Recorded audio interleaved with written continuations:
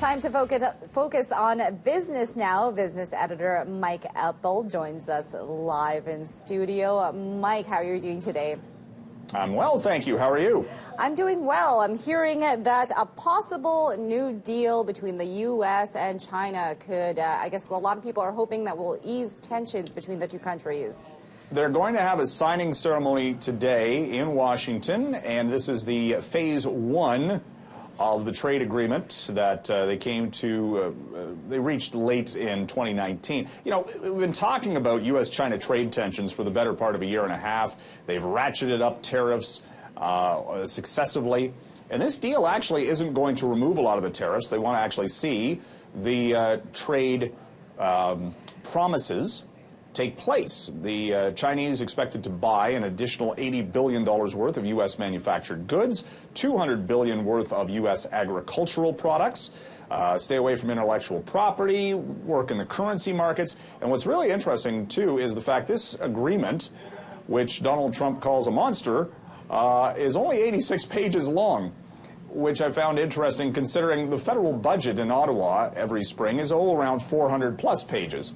So it's remarkable how it takes us that much to get our finances in order, but on a global scale trade agreement, they can do it in such brevity, I suppose. So long story short, we'll see if it leads to more negotiations going forward. And we're looking at our budgets here in Alberta, too, with budget consultations starting, and a big part of that is looking at the oil estimates for the quarter. What are we seeing so far on the markets?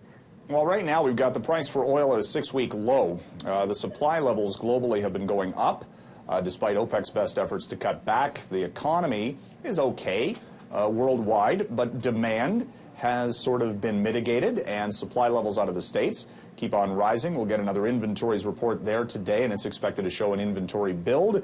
So the U.S. benchmark's around $56 a barrel. The Canadian benchmark is about 23 below that.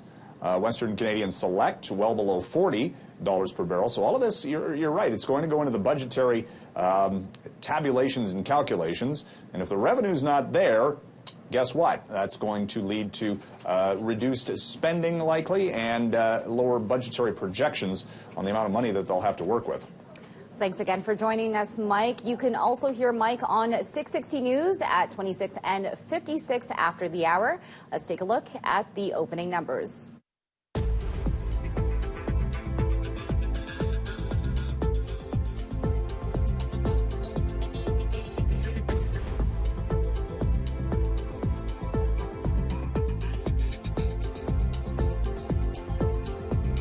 This portion of BT is brought to you by 660 News, Calgary's breaking news, weather, and traffic station.